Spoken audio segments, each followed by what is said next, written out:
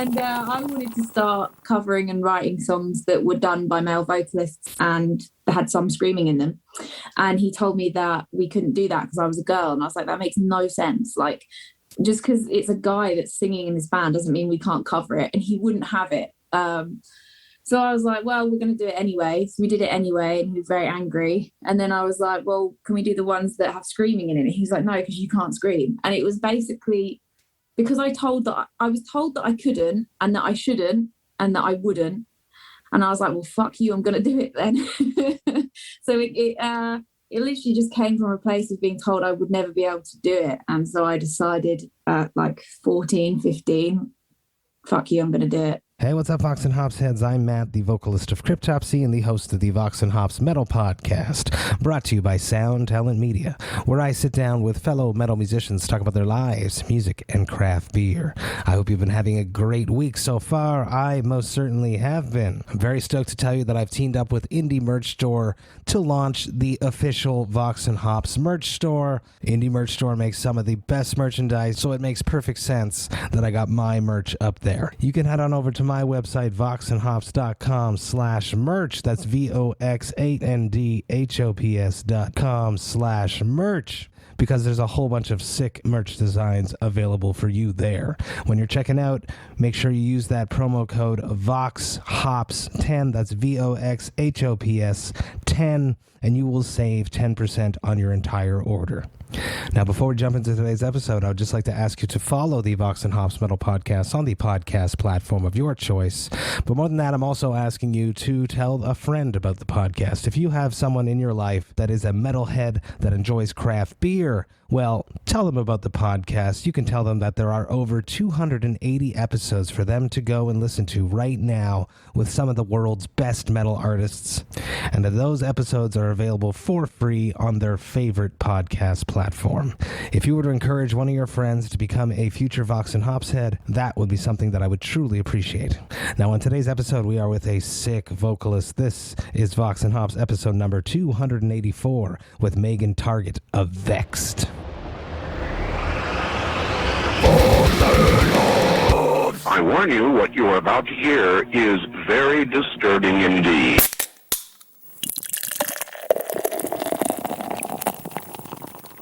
Hey, what's up, everyone? Today I'm with Megan Targett from VEXED. How are you doing today, Megan? I'm good, thank you. Yeah, really good. How are you? I'm doing very, very well. It's the weekend. It's nice. It's finally getting warm here. I'm from Montreal, so we have lucky you. blistering, on certain levels, yes, but blisteringly cold winters, and it's finally getting nice out here. So let's dive into a deeper, darker, more evil question. How did you cope with the glorious year of 2020, which is now behind us? Okay, I suppose. Like a lot of people, I'm not going to pretend that I had a great time and that I went to the, gym or worked out at home and got really like ripped. Like I lay in bed a lot of the time, ate a lot of food and felt crap on a lot of days. But I think they're crucial. We've all got to kind of take it day by day. So we got through it, better than some, not as bad as others. So yeah, it was all right. What about yourself? Well, luckily with the podcast, I had the chance to connect with so many people because everyone was home. But to bounce off what you were saying about the gym, I put myself in this mindset when the pandemic hit that there was two shapes to come out of COVID, either in shape or out of shape. And I feel like I've balanced in between. The craft beer doesn't help. The craft beer does not help. Speaking about that, Vox and Hops is all about hanging out with my metal friends, talking about their lives, music, and craft beer. Now, what are you drinking on your side today, Megan? It's not a beer, I'm afraid, but I am drinking a Monster Energy. Nice. Yeah. Which one is that? The blue? It's the 0 sugar-free one. Yeah, it's good. I've kind of quit the sugar ones now. Yeah, which was not easy because I am like a sugarholic. But yeah, I only drink the sugar-free ones now. Very, very cool. On my side, I'm going to be drinking something interesting, something different. It's a variant version of La Souche's Gose Vie Sale, which is, if it's a direct translation, it's Gose, which is a salted German style beer, Right. sour beer, light ABV. This one clocks in 4%. But Gose Vie Sale is sort of a play on words of in French would be big dirty life is the direct translation. But a Gose Vie Sale, it means that you have a very hard life. It's an expression. And you see it's a dude sitting on a beach relaxing. And a beer like this on a hot day like today, it's the perfect thing. But this is a special version. This is a version that they've done. It's a collab with two installations. One of them is that they got the salt from, I got to get this right, Stadaconé is the salt that they use, and they used gin extract. So they have the aromatics from gin from the Stadaconé. Sorry, I totally fucked that up. I'm going to say this again. They used the Stadaconé gin aromatics to get this going, and they used the Maison Orphée salts to get this one going. So normally a Gose will pour out clear, but this one's going to pour out black, which is extra metal. That's I cool. love it. Yeah. I'll pour this out, and I'm going to ask you about your very first beer. Do you remember the first beer that you ever drank, Megan? Oh my God. I honestly don't, but I know that it was probably one around a campfire, because I'm lucky enough to live in the countryside in the UK, and growing up, and just even now, like we'd always have family over and we'd build like a campfire in the fields and sit around it, toast marshmallows and drink beer. So it was probably a Stella, which is like not exactly the most fanciest of drinks, that's for sure. Probably a Stella around a campfire in there on the farm. Yeah. Funny, that sounds amazing. That sounds like a perfect way to start drinking beer versus a dirty high school house party, which was my first beer. I was going to ask, what do you think what beer it was as well? 100%. It was a Lucky Lager. I've talked about it on the podcast before. It was a high school party. They were warm. It was disgusting. It was the cheapest thing that we could find. But yeah, and then Stella's not that bad, because in my craft beer journey, or my evolution into becoming a craft beer madman, Stella was definitely a step up from my original thing. So you started a little bit more advanced than myself. Let's do a cheers. I want to taste this. Yes, cheers. It smells cool. It's got the aromatics coming through. They got the lime kaffir. They got ginger going on here. Galanga. This is a complex brew. Our guitarist Jay would be so jealous right now, because he's a massive ales and beers and all that sort of stuff, like nerd. So if we ever get the chance to speak again, I'll make sure Jay's here, because he would just never stop talking about it. He's like yourself, a proper connoisseur in this sort of thing. I love it. Next time you guys come through Montreal, or if I'm over there, we'll hook up and I'll bring a bunch of good local stuff. How about craft beer for yourself? It's not something that you got completely addicted to. What would be craft beer styles that you do enjoy if you ever do go and drink some? Oh God, I don't really know. I mean, I'm pretty much a noob when it comes to that sort of thing. But whenever I'm with the boys, they always offer me anything that's like from the Brewdog range, because I mean, in the UK we're pretty limited when it comes to fancy stuff. You have to really like go to a place that like specifically specializes in it. So when you go to like our shops or whatever to pick it up, you're very limited. It's either like Brewdog, I'm trying to think what else there is, like, is it called Pirate something? It's very limited. It's not a huge selection over here. So yeah, I've probably tried everything from the Brewdog range, and that's about it. But yeah, Jay will listen back to this and be screaming at me like, you should have said this and you should have said that. I love it. Let's move into your youth. Growing up in your parents' or guardians' home, what music was playing when you were not in control of the music? What music did your parents or guardians listen to? So I was raised by a single mum, and luckily she was a metalhead. So I was brought up on Slayer, Pantera, Metallica, Wasp, Motorhead, everything a child should be brought up on. Which is what I'm doing to my kids, It's excellent. But it always makes me wonder, and my guitarist too, Chris Donaldson, we've had this conversation, is like, when our kids want to rebel against us, what are they going to go listen to? So this makes me curious, is what was too much for your mom? What was that band that you brought home that she just couldn't, her being a metalhead, but this band was too extreme? Oh God, let me think. It was probably something like, the thing is though, my mum actually put up with everything. Like if it was in the metal genre, she didn't mind because it was metal. Whereas when I started listening to rap, that's when she was like, I can't deal with this, Meg. Like, I can't. I think I think the only metal band that she maybe like questioned a bit was things like Suicide Silence, and let me think, Asking Alexandria. She hated that. So yeah, bless her. She put up with a lot. I was quite lucky, to be fair. Yeah, and when I went through my scene kid phase, that lasted about a week before she was like, you are absolutely not walking out of this house in a pink tutu. It's not happening. That's exactly what me and Chris talk about, is what if they become rappers, or what if they become, or whatever the future thing is at that point when our kids are old enough in 10 years, let's say. What if it's something we hate? And we've been exposing them to the best music in the world for years, and they revolt against us, which is what kids do. And they want to become country music stars. What the hell? There's a bit more money in country. I might encourage you. This is true, actually. Yeah, maybe you've actually put them on the wrong path. Maybe you should make them listen to country music and, I don't know, some pop stuff. What would have been that first live music experience, the first show that you went to go see? First actual show I went to go see was The Darkness.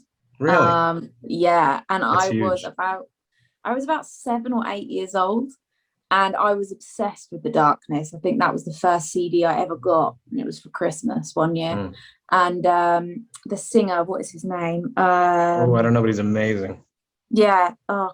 It'll come to me in a second. Justin, that's it. He came from, it was at Alexandra Palace in the UK, which is a huge venue. And he came from the back of the crowd, suspended on a massive pair of tits that had like the best flames coming out of the nipples. And I was 7 at the time, and I remember just thinking like, what the hell is this? This is brilliant. Did your mom take you to that show?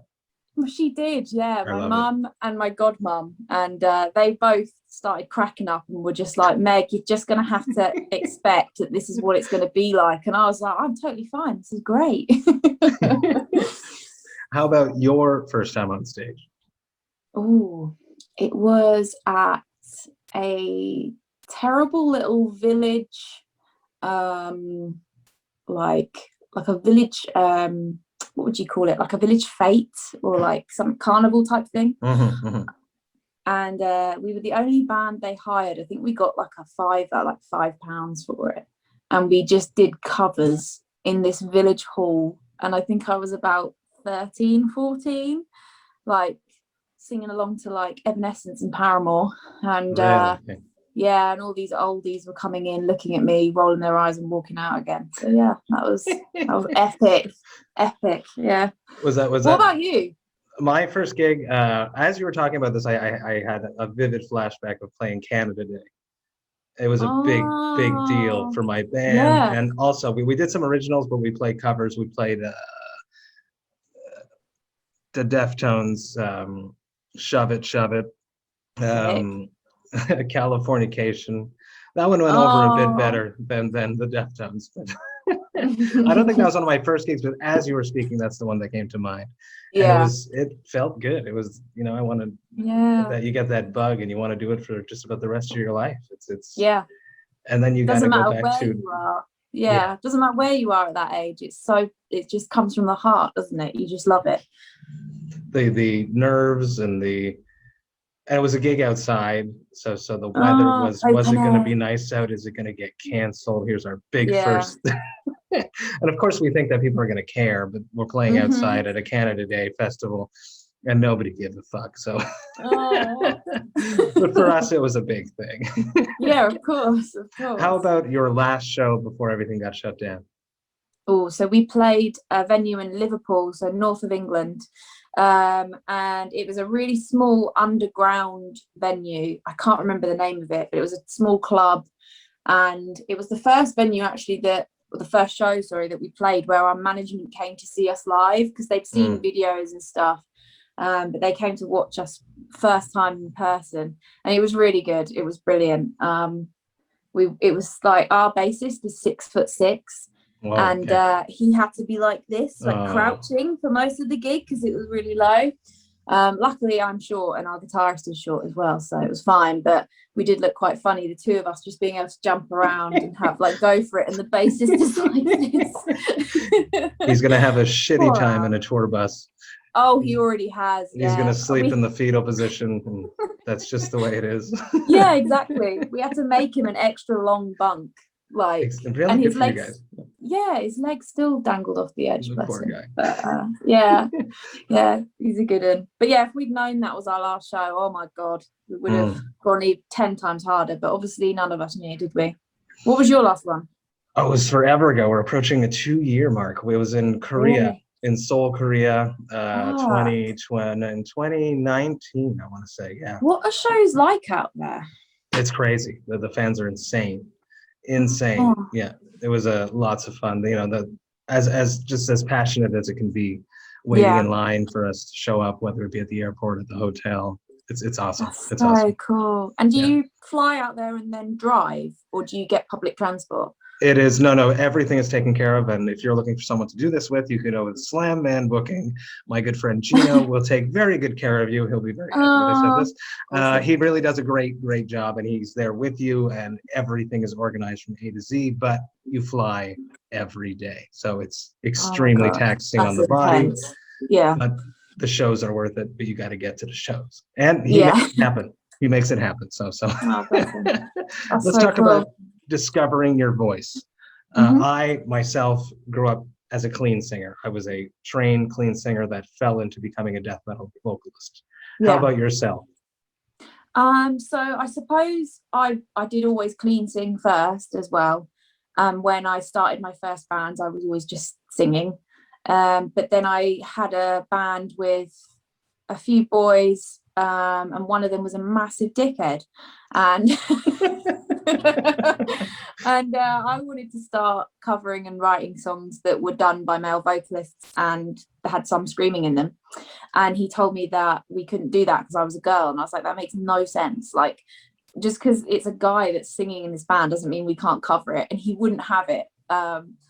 So I was like, well, we're going to do it anyway. So we did it anyway, and he was very angry. And then I was like, well, can we do the ones that have screaming in it? And he's like, no, because you can't scream. And it was basically because I was told that I couldn't, and that I shouldn't, and that I wouldn't.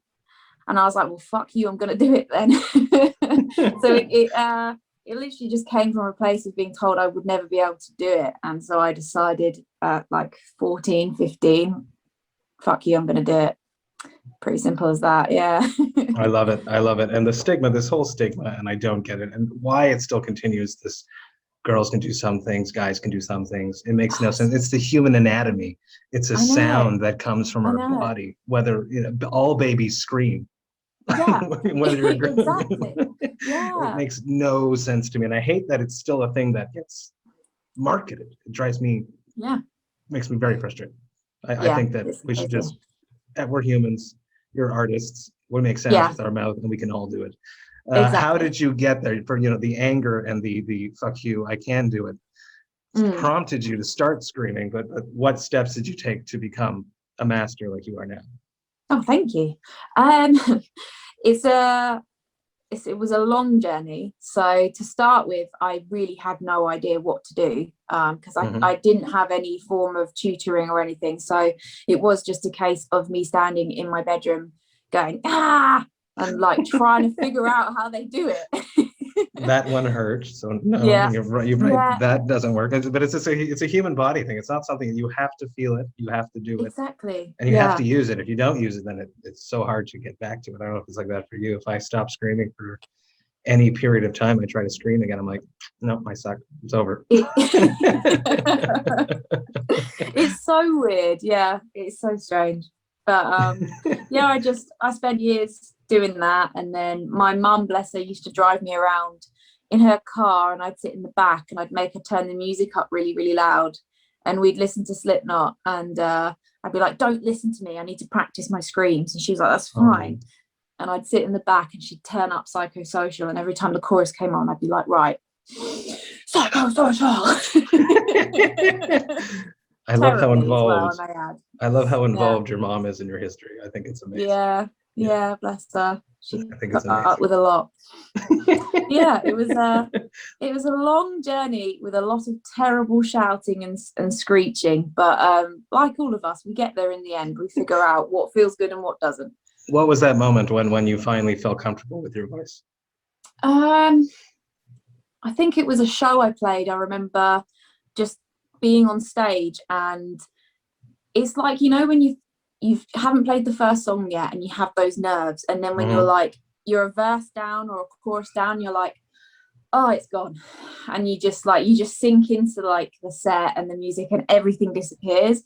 And I think it was the first show where I actually performed a scream song, and like that just disappeared, and you just go into the zone, don't you, and you just don't even think about anything.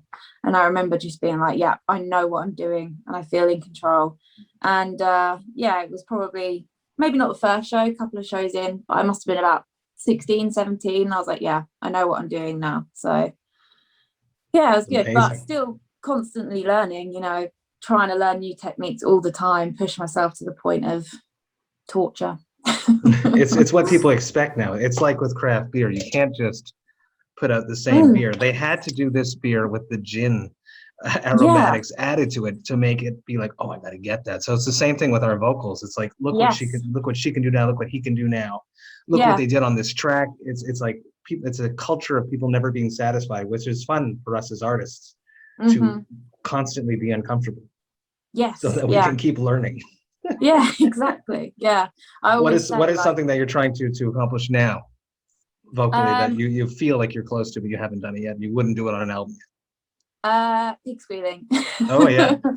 Yeah, I don't think I would ever do it ever. I just want to know that I can do it. Yeah, like it's one of those things that I don't think we could ever find a place for it ever, but I just want to know that I could do it. If I ever needed to, I could. You guys pull out that Despised Icon cover. You can definitely drop it in there. Exactly. Yeah.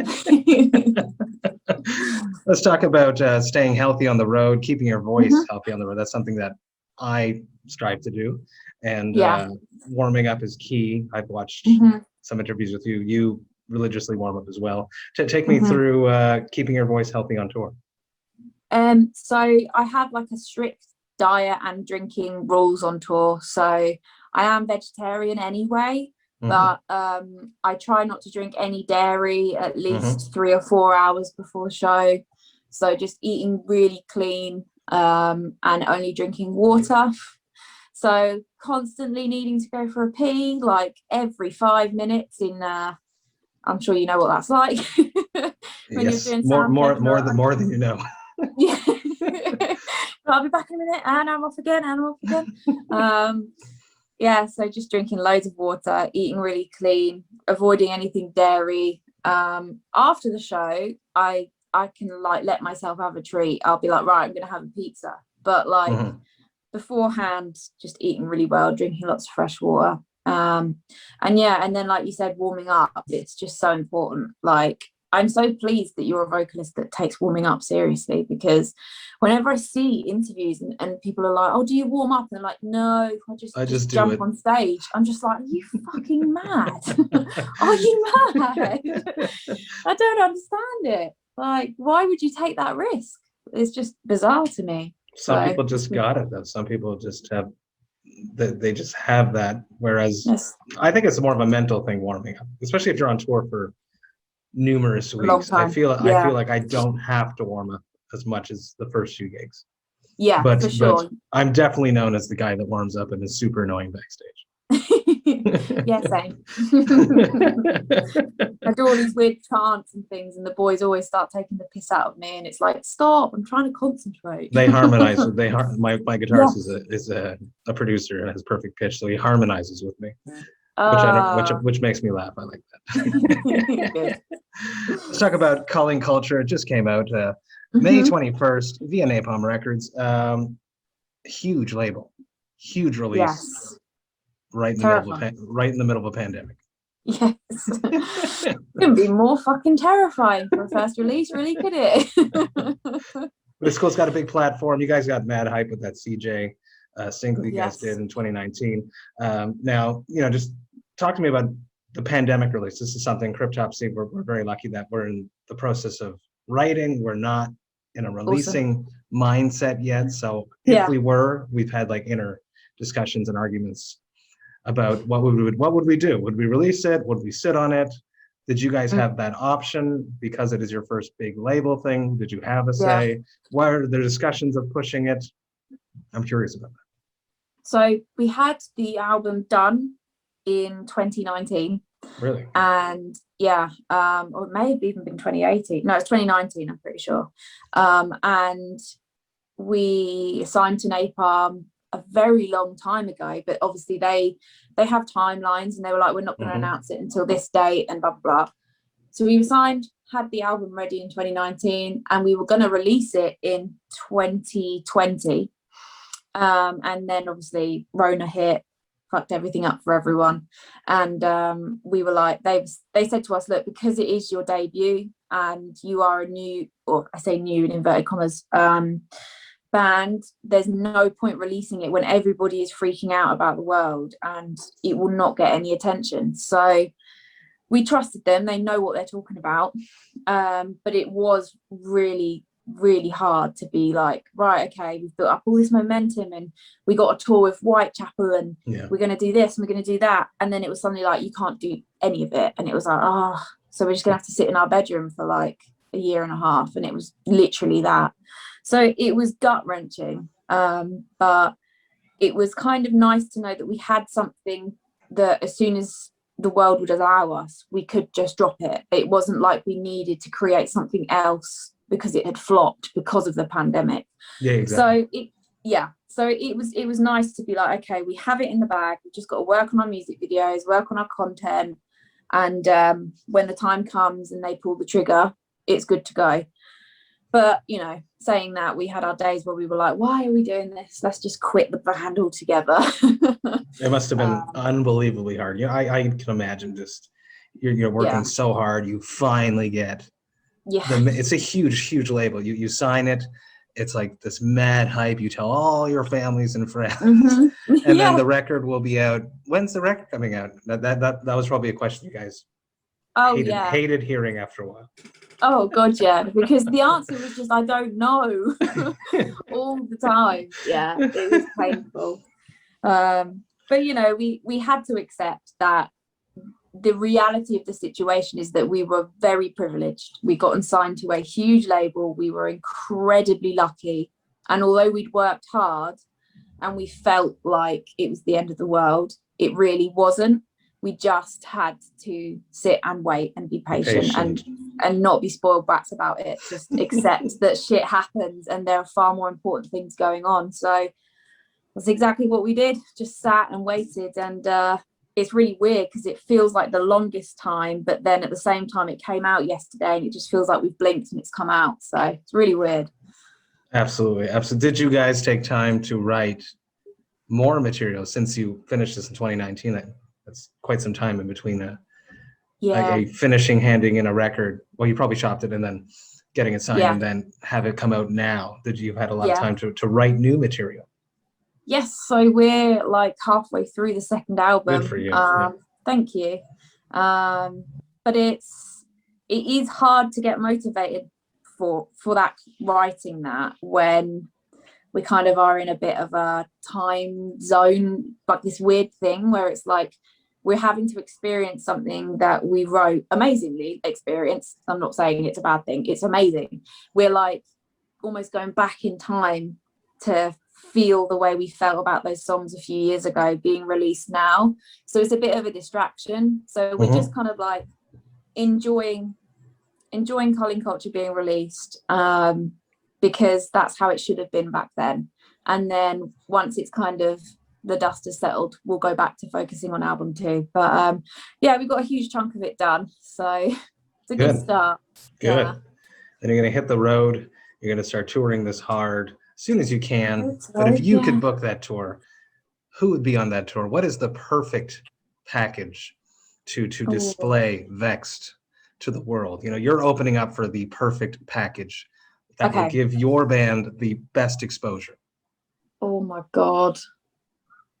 Okay, so if we're opening up, second on would be Alpha Wolf. Have you heard those guys? The name, yes, but I don't believe I've heard the band.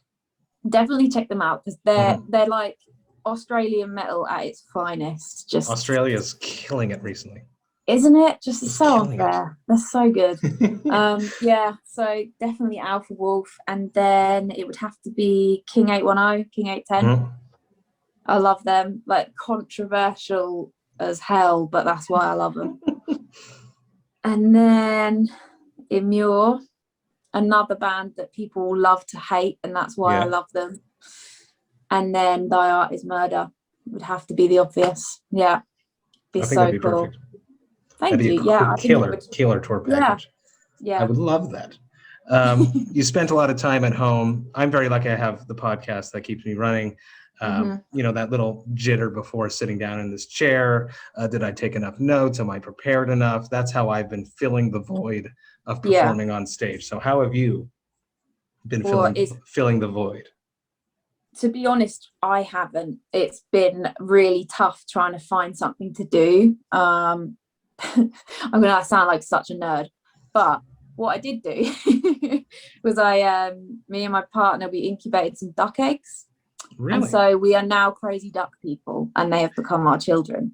So I wouldn't say it was as like epic feeling as being on a stage. I can't say we found anything that replaces that. It has been sort of slow torture, to be honest. We do struggle with sitting around not doing anything.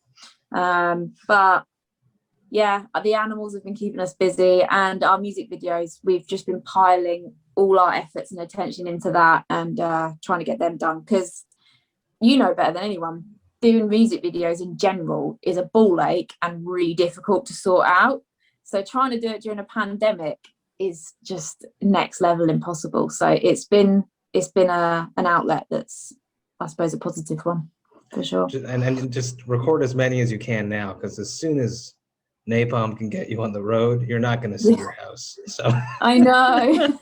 It's just going to be one after another until you guys are saying stop, please, just stop. But the duck eggs, I think that's super interesting. How did you get into that? What inspired you incubating duck eggs? So I live on a farm. My granddad has always owned a farm, bless him, and so I live on an annex on his farm. So I look after the farm for him.